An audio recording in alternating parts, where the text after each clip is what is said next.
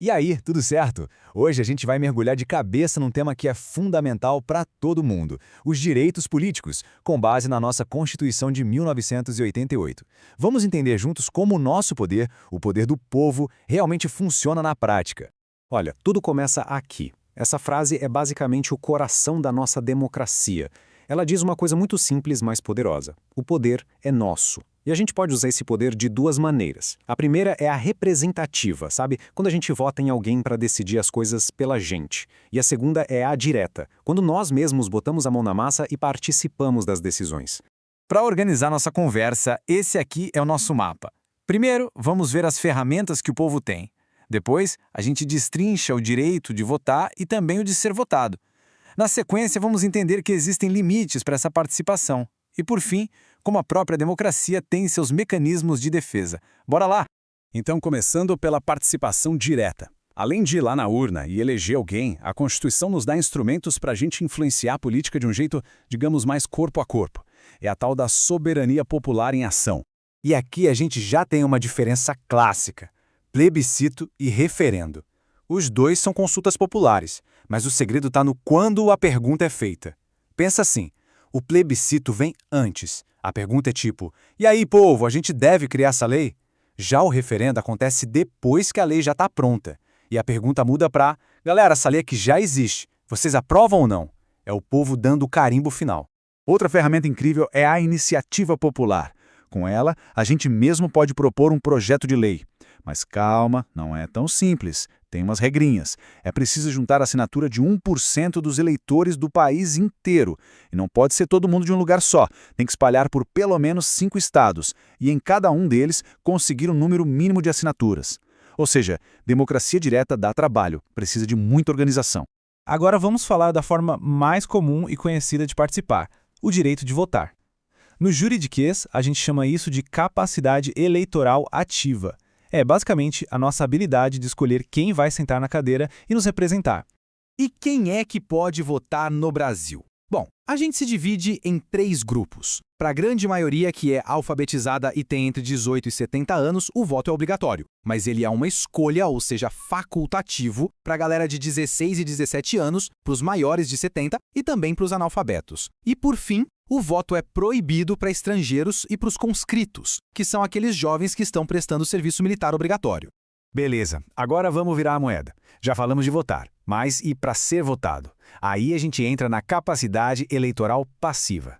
E para se candidatar a um cargo, não basta só ter vontade, não. Tem que preencher uma série de requisitos que estão lá na Constituição. Para alguém poder se candidatar, existe um verdadeiro checklist constitucional. Primeiro, tem que ser brasileiro. Segundo, estar com os direitos políticos em dia. Ter o título de eleitor, morar na região onde quer competir e, um ponto super importante, ser filiado a um partido político. Aqui no Brasil, não existe candidatura avulsa, sem partido. E, claro, tem que ter a idade mínima para o cargo que está de olho.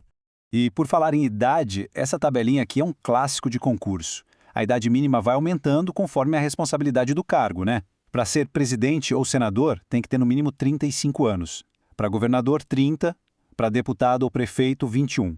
E para começar ali na política municipal como vereador, a barreira de entrada é 18 anos. Bom, já vimos o que precisa para poder concorrer. Agora, vamos entender o que pode impedir uma candidatura. São as chamadas inelegibilidades. Elas funcionam como um tipo de barreira para proteger o processo eleitoral. A primeira delas é a inelegibilidade absoluta. O nome já entrega, né? Ela é total.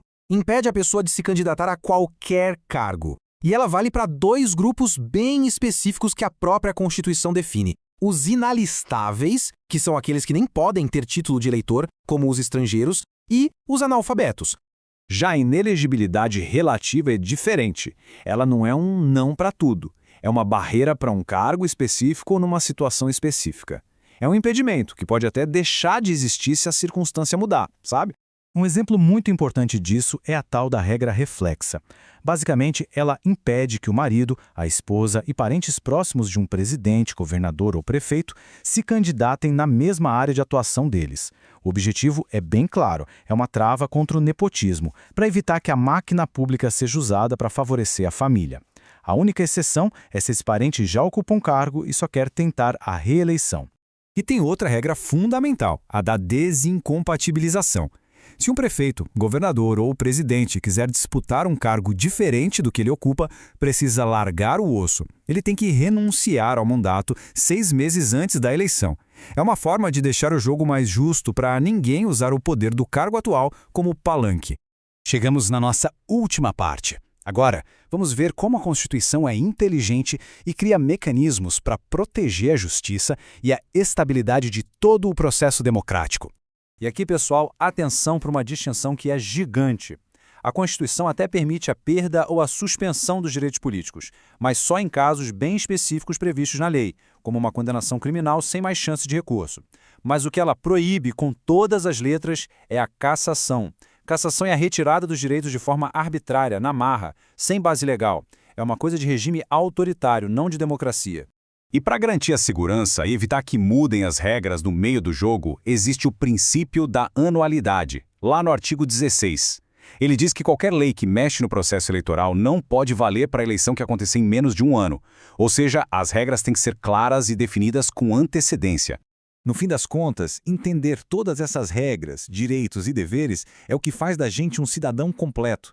Conhecimento é poder. É ele que transforma o nosso voto de um simples ato para uma ferramenta consciente e poderosa, capaz de cobrar quem está no poder e, principalmente, de fortalecer a nossa democracia a cada dia. E se essa nossa conversa despertou aí a vontade de ir mais fundo, de saber mais, a gente preparou um curso completo de Direito Constitucional. Tem mais análises diretas ao ponto como esta, com mapas mentais para ajudar a organizar as ideias e questões para treinar.